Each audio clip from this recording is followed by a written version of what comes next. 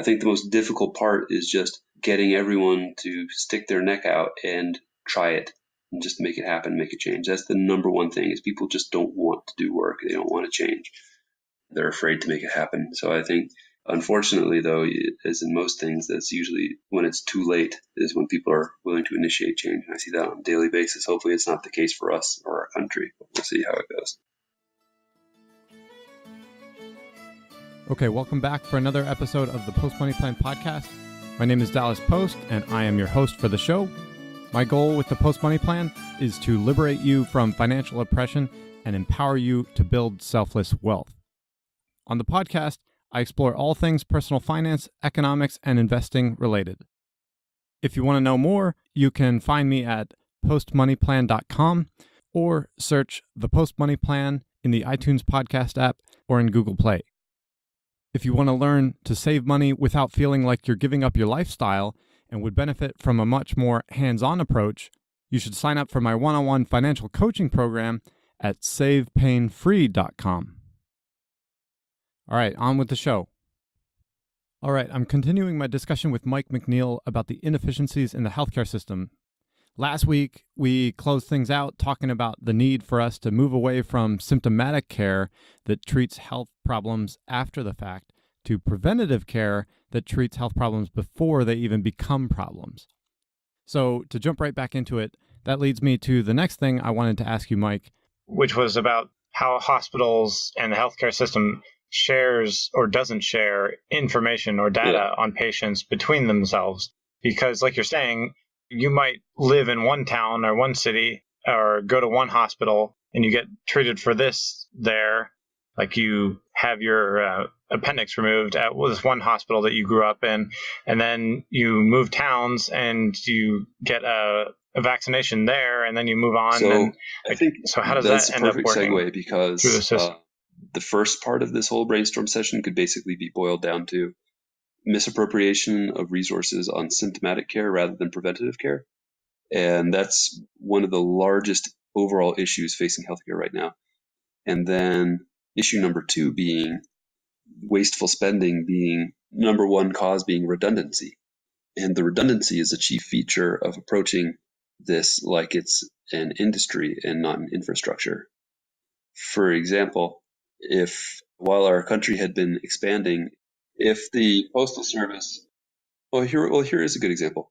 So the railroad system in the United States was not heavily standardized at the start, especially. And a lot of it had to do with the actual technology for keeping time. And as the technology caught up, the railroad eventually caught up as well. And eventually they had standardized times and routes and everything also.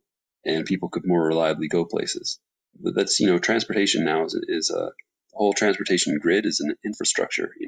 We have, in places it gets a little bit more convoluted, like here in California, we have private roads that you can get passes for, year-long passes for, and it gets a little bit more complicated. And that's kind of what our current president wants to do with the net transportation grid all over the country, is he wants to privatize all of the roads. And so we'd have tolls, all sorts of creative tolls and passes and memberships. And I really believe that the costs would spiral and the actual delivered goods would suffer. And I've seen that in a lot of industries where you get a lot of business and marketing types in the room, and they're essential. But the problem is there's too many of them in the room, and then they start to find ways to optimize, but they're not optimizing for performance. They're optimizing for perception, or maybe for not even for the perception of consumers, but maybe stockholders. And the ways that they're technically quote unquote innovating are not adding value. And I say this as a person who's extremely frustrated with the insurance marketplace. And when I'm quote unquote shopping for insurance packages and things like that, there's a lot of obfuscation. There's not a lot of things that are clear. And as a consumer, you're so clearly disempowered in shopping for insurance in an informed or safe way, even with the current marketplace being kind of redesigned to be more transparent. Well, it definitely seems like health insurance is intentionally convoluted so that you can't see the forest through the trees between all the different co-pays, co-insurance, and deductibles, and out of pocket and all those different things that are really just trying to, like you say, obfuscate the true cost of what you're paying for the things. Because if it was just very straightforward, this is the amount that you have to pay, then you would be able to do an analysis and say, this is That'll fair be or issue this is number not 3 that we fair, can get or to, I is the want third payer this or I system. don't So want this. to start out, so issue number 1 is the misappropriation of investment in symptomatic care over primary care. Issue number 2 being redundancy, and issue 3 being that the whole setup with third payer doesn't work.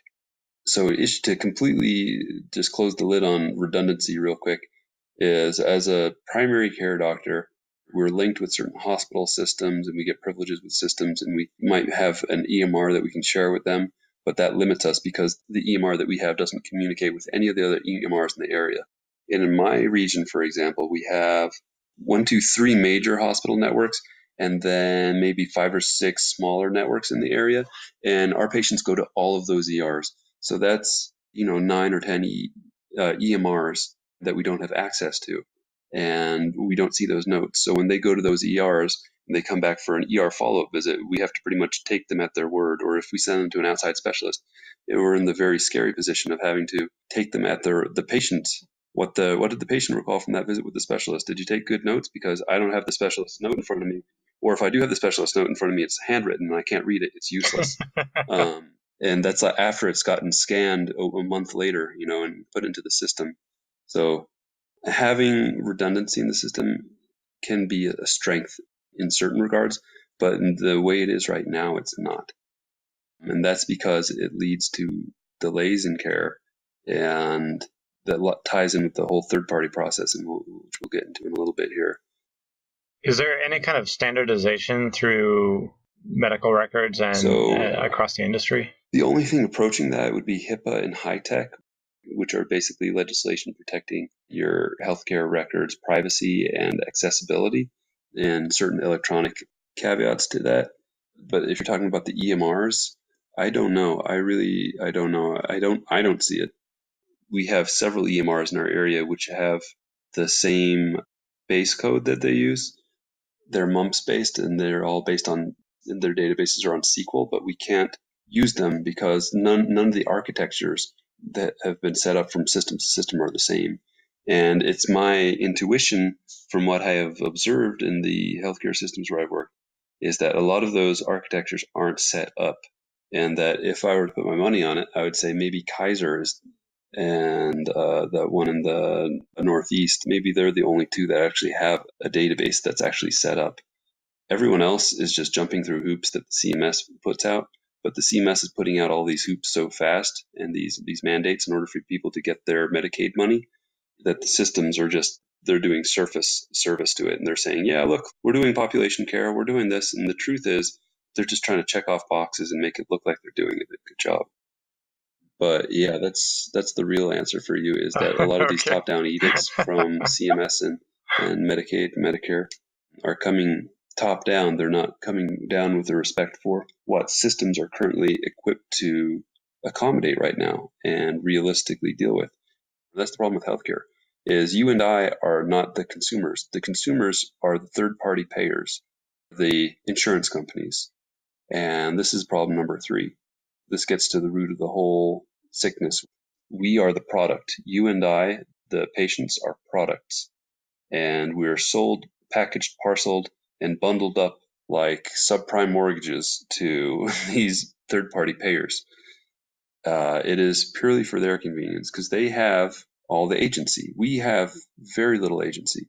Like, we have the illusion of agency where we get to choose which one of them we can pick to negotiate with on our behalf. But the truth is we have no control at any point in the process over that hospital bill. And we hope that our insurance company is A, able to negotiate a reasonable rate, and then B, pays most of it. Otherwise, you can be really screwed, even if you do have insurance, if you're underinsured. And that's another thing too. That's a huge thing. We don't have enough people out there who are fully educated and able to help people navigate that marketplace. I don't know how to navigate it. I just pray that I don't get sick like every other person working in health. We don't have time to do that. We just have time to come home, work on our charts, go to sleep, get up, do it again, come home, work on our charts. So that's problem number 3, is this third payer system. It disenfranchises the patient, and it exacerbates the problem of patient engagement with their care. How can you be engaged with your care when you have absolutely no autonomy over your ability to choose who's doing your procedure, to truly have any say in it whatsoever?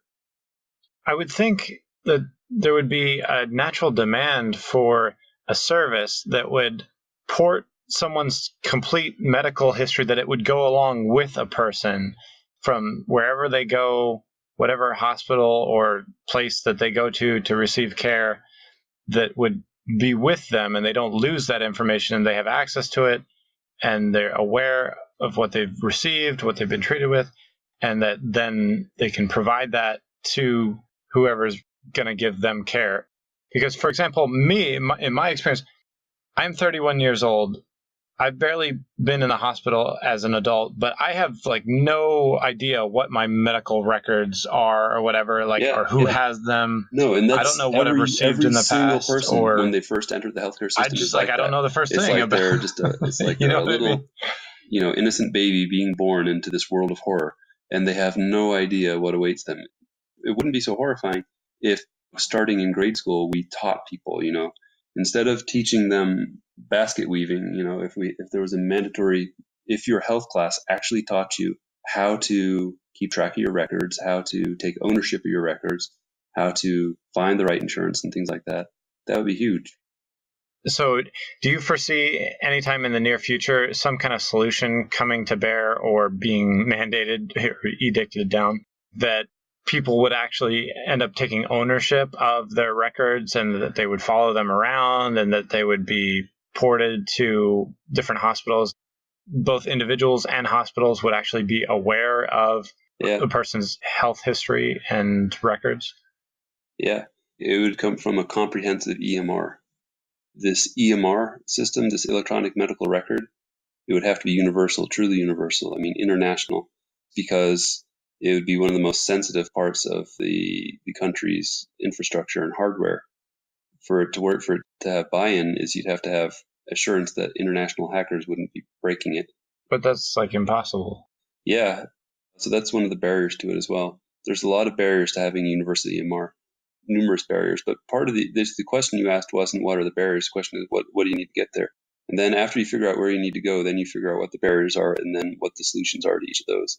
So where we need to get to is we need to have a universal EMR, because a universal EMR will be set up to it'll eliminate all the redundancy of chart work, because so much of what you do as a student and a resident is about writing notes and duplicate work, writing down the same labs and the same vitals that someone else has input just hours earlier, and then someone else duplicating your note, when medicine is not wanting for tasks and things to be done.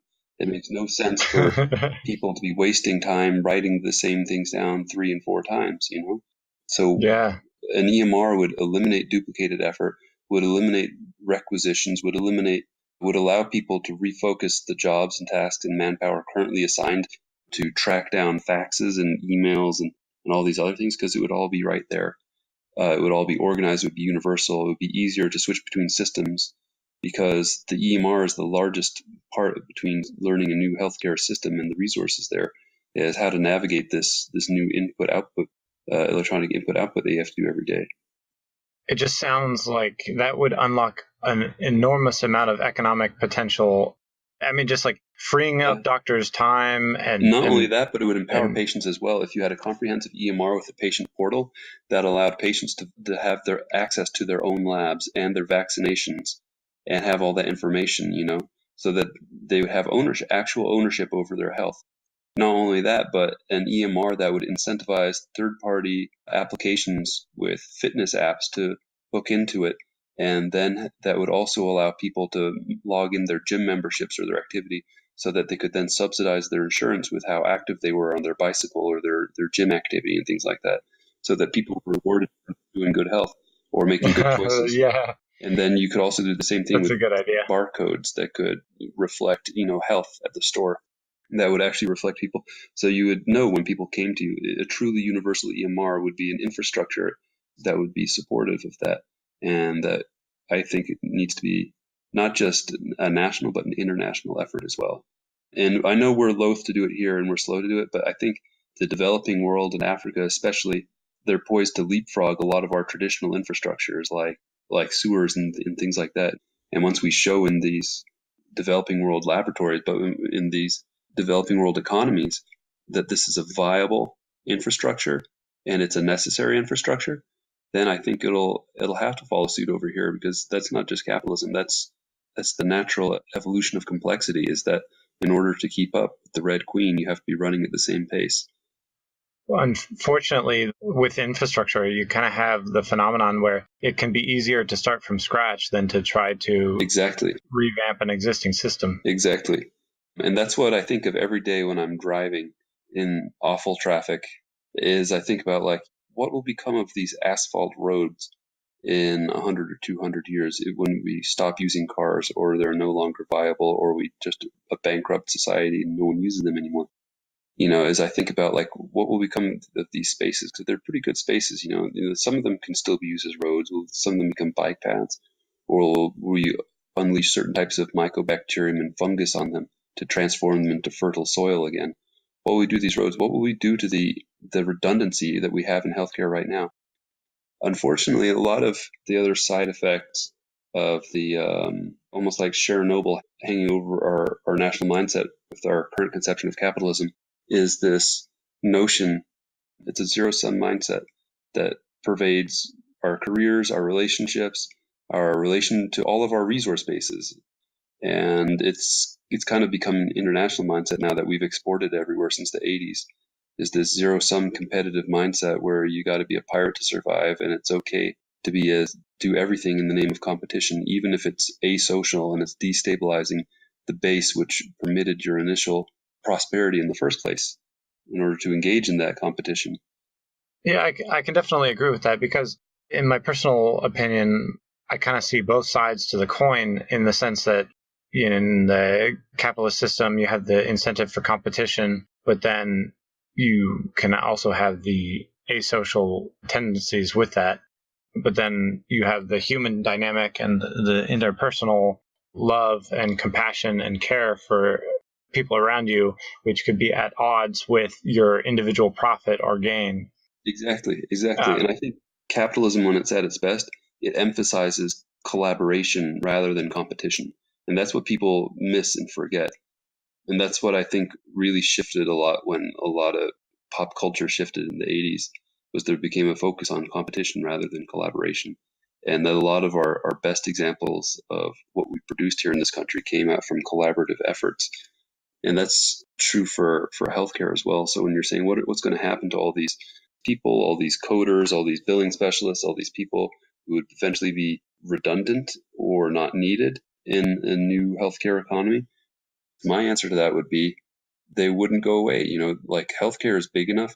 The horizon is always moving. We're never going to get there with healthcare, because the name is healthcare. It's not sick care. But the truth is we've never arrived to healthcare. Healthcare is about human thriving, and that's always going to be on the horizon. And we still have quite a ways before we can even, if ever, defeat sickness. As long as we're dying, then there's still a demand for treatment. The answer is people just have to be amenable to education throughout their lives. And as long as they are, then they have a place for it in the new healthcare economy. And that's not just learning iterations of skills you already have, but that's learning new skills too. Another tangent, but this is something that I think of a lot because of my ethos with the post-money plan, is that it seems very conspicuously absent from our education system, like certain skills that are critical not just to certain people, but pretty much to all people, and yet absent from the curriculum. So with the post-money plan, I'm targeting financial education, and you would think that since everyone earns and spends money, that people should be learning about money, and yet we don't learn it in school. Everyone cares about their health, or should care about their health in the sense that they want to live and not die, and yet that is also largely absent from our curriculum. And yet there's a bunch of skills that we're taught that aren't really relevant to our personal lives. And in that sense, the education system is designing us to be employees rather than humans. Yeah, because we live in a culture of convenience. it is more convenient to deal with a cog than a complete human. That's what frustrates patients with all their clinical interactions with everyone at every stage in the system, is because you get dehumanized as a provider and a patient, because the system functions more smoothly right now with people operating within very defined roles. But the human condition and experience is broad, and you can't conveniently cram it into a prescribed 15-minute visit that's going to work for every single person. The fact that never works for anyone. But yeah, we have to at least start adjusting the system. Otherwise, it's going to break people. But unfortunately, it needs people to run, so it'll run out of grist for its mill real soon if it doesn't start accommodating changes for patients and providers. All right, I just want to interrupt for a second to remind you guys about my Save Pain-Free coaching program.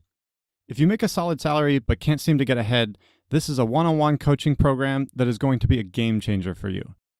Through the program, I'll help you develop a personally customized savings plan with specific goals and timetables to achieve them.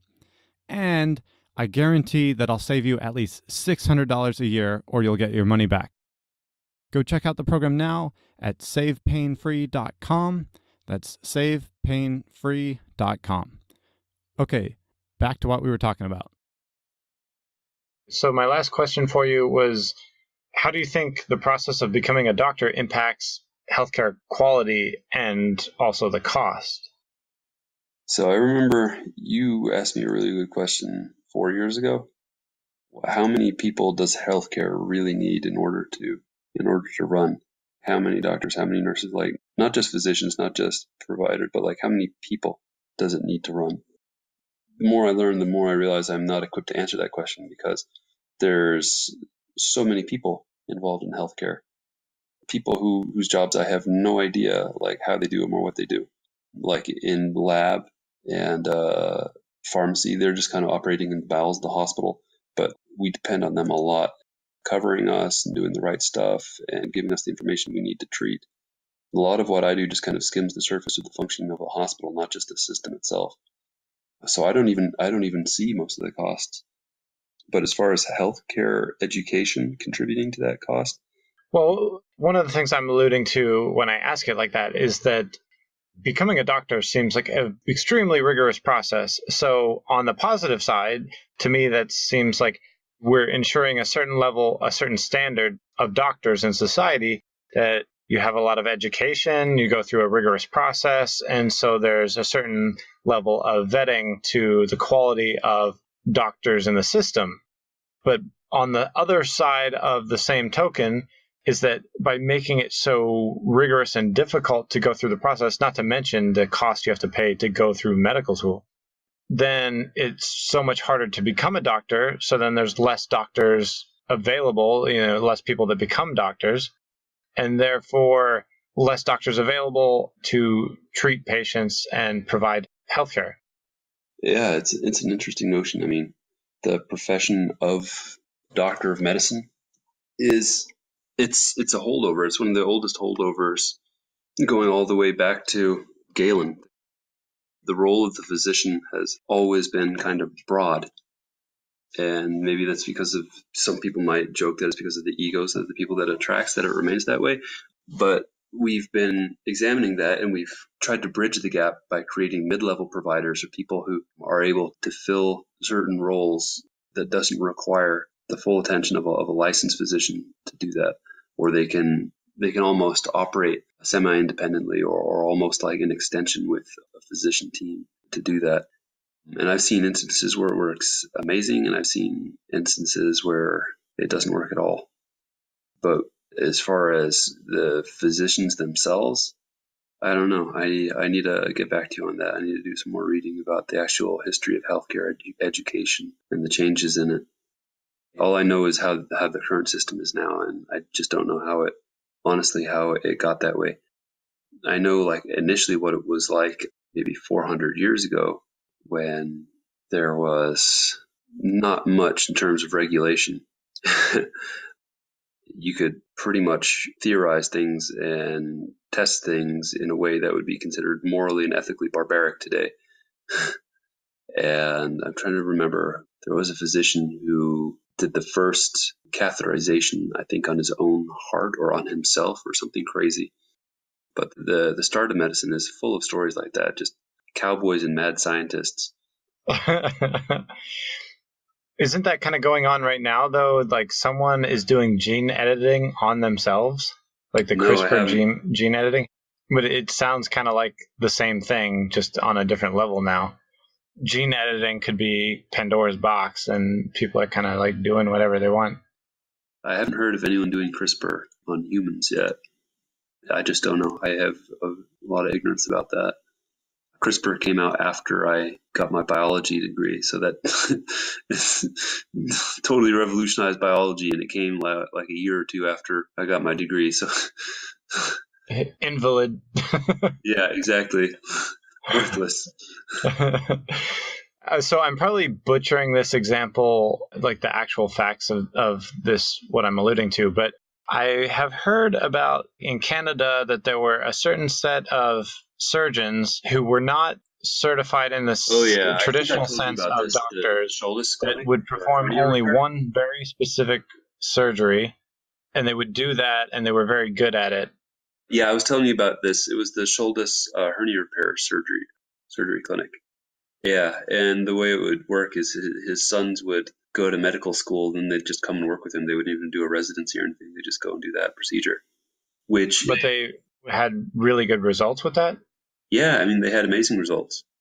And that's another great question for healthcare is specialization. What do we gain from it and what do we lose from it? Because I think that there are certain areas in which specialization is excellent, and there are certain areas where it really hurts us. And that I think quality healthcare, the number one thing for quality healthcare, what makes someone a great doctor or a great healthcare system is how empowered that doctor is to take responsibility of your care. If that doctor is overwhelmed, harried, waylaid, they will do everything possible to sequester themselves away in their office, away from you, to only see you for 2 or 3 minutes max and shuffle you off to another doctor after that. And that's going to be true pretty much everywhere in America or anywhere that doctors' time isn't protected. The best analogy I have for that is in a trauma situation in the trauma bay. When someone gets in a car accident, they come in and there's a trauma team that's there. There's clearly defined roles. And one of the most important roles is the trauma team leader. He's there not to ventilate the lungs, not to run the monitor, not to do compressions or to check the wounds. He's there to watch everyone else do that and direct them, and to keep in mind the whole process and direct it, and direct the resuscitation effort if it needs to happen, and the whole therapy. He's supposed to be at the foot of the bed. They're supposed to have their eye on the patient, the monitor, and everyone else. And they're monitoring the whole trauma situation. And there have been a lot of studies in the emergency and surgical literature about successful trauma resuscitations. And it all comes down to the visibility of the team leader and how empowered they are in that environment. And a lot of issues with unsuccessful trauma triage and resuscitations and bad patient outcomes, people coming in and bleeds not getting assessed or evaluated, or tension pneumothorax not even getting that, is when either that team leader role is absent, poorly defined, or there's systemic errors preventing the person in the team leader role from seeing the whole picture. I'd say that primary care, at its essence, is kind of like that team leader position in the larger scale. The person's, not in an acute setting, but in the larger scale, is that you need to know everything that's going on with that patient before you prescribe something for their blood pressure. You kind of need to know, do they have renal insufficiency? Do they have heart failure? Do they have asthma? Because medications have side effects, and those side effects have consequences. And you can't just treat any symptom in isolation in medicine. That is a fallacy. There's self-limited conditions, but for the most part, you are either going to cause a direct harm or you're going to be negligent and prevent something that a preventable cause of morbidity because you just do nothing about the patient. And unfortunately, one of the other heartbreaks that I deal with on a day-to-day basis in medicine is that the current EMR structure everywhere is not perfect because it requires human effort to clean up charts and to make that person's chart legible and sensible and clean and have the medications present and the problems present.